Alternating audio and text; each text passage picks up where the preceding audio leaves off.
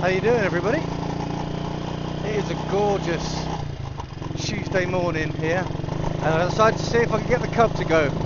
As with the joys of classic bike ownership, it's never just as simple as get it out of the shed and go for a ride. The carb was leaking, so I had to dismantle it, reassemble it a few times before I was satisfied that it was working again, and it is apparently working again.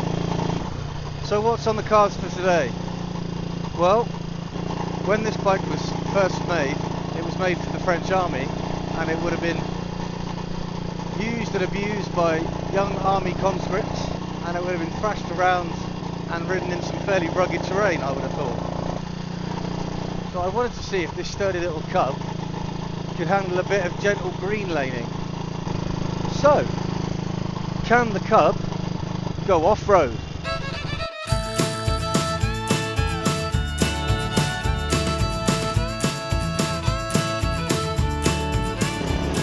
Basically, yeah, my thoughts are, if this bike was designed for being bashed around French fields with the army, then it's probably more than likely that this thing is well capable of doing a little bit of light green laning. I know it hasn't got the ground clearance or anything of a proper scrambler and that, but if you're going to want to take it like on little camping trips and stuff, you're going to want to be able to go around comfortably on some dirt. This is the start of the green lane that I've been telling you about.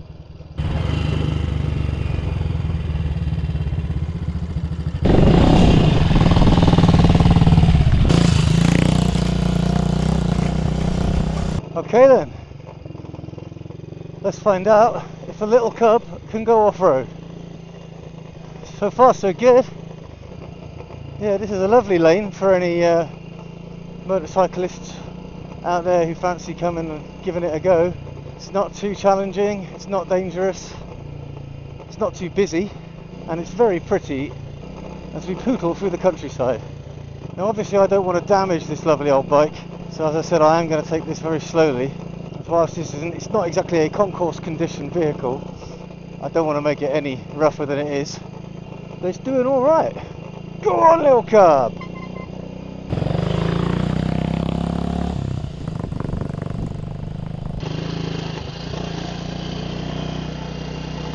You've got to be careful as you go along this particular lane though, because every now and again you come to a farm track crosses the lane, so you have to slow down just to be aware of vehicles and stuff. There's a massive solar farm to my left. I've just noticed a big problem.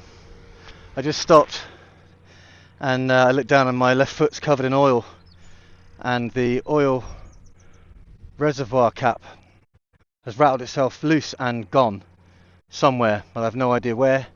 And all the oil has fallen out of the bike. This is a problem. I really don't know what to do.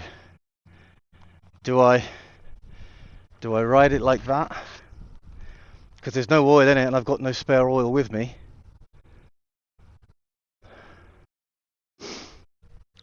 Do I walk miles back to try and find a tiny little oil filler cap? Leaving the bike here where it could get nicked or damaged by farmers or something. Oh, balls. I mean, I'm never going to find that filler cap, because I've been coming along this track now for miles. Unless it had the good grace to fall off in the last few feet, I'm never going to find it. I am quite some way from home.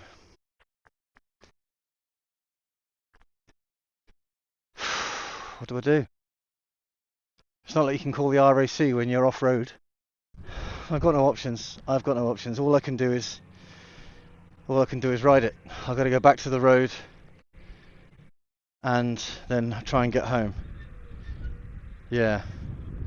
And if it breaks down catastrophically because of a lack of oil, then I'll call the RAC then. I guess that answers our question though, doesn't it? Can the Cub go off-road? Yes. Should it? Probably not. Okay, this is my only option. This is a bad end to a fun little adventure. I mean, the road wasn't too far back along here. I could keep my eyes peeled for an oil filler cap and take it very steady and try and limp the old thing home. Here's the road. Oh well, I did not see my oil filler cap, so I'm going to ride along with an unknown amount of oil in the chain case, which is obviously bad, and see if I can get home. Oh, little cub, please get me home.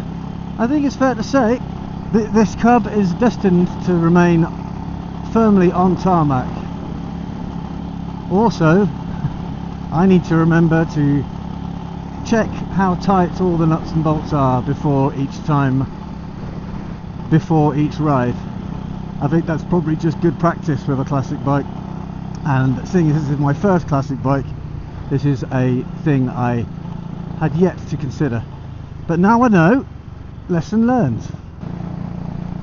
It is a beautiful day though, eh? I tell you, the more these little adventures I have with this bike, the more I get to know it.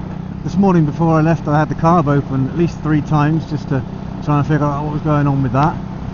Got it started, it was smoking everywhere, but then that's probably because of me fiddling around with it. Once it warmed up, it stopped smoking and it's running like an absolute dream, and then I just forgot to make sure everything was tight. So I guess going forward, yeah, I suppose it's good practice to just check all of the it's just good practice to check if everything's tight. I'll tell you one thing, if this little cub gets me home today without dying, I will love it forever. I don't want to jinx it. My house just over that hill. I might make it. I might make it. All you got to do is get up this hill, little cub. I'll push you the rest of the way if you need me to. Just get up this hill. You can do it. I believe. Well done, little cub. You got up the hill. Yes! You got up the hill. It does sound a little bit like a helicopter right now though.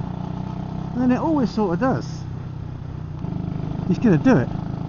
He's gonna do it. He made it. He made it. He made it. Oh my god. Oh, I'm sorry, little cub. That's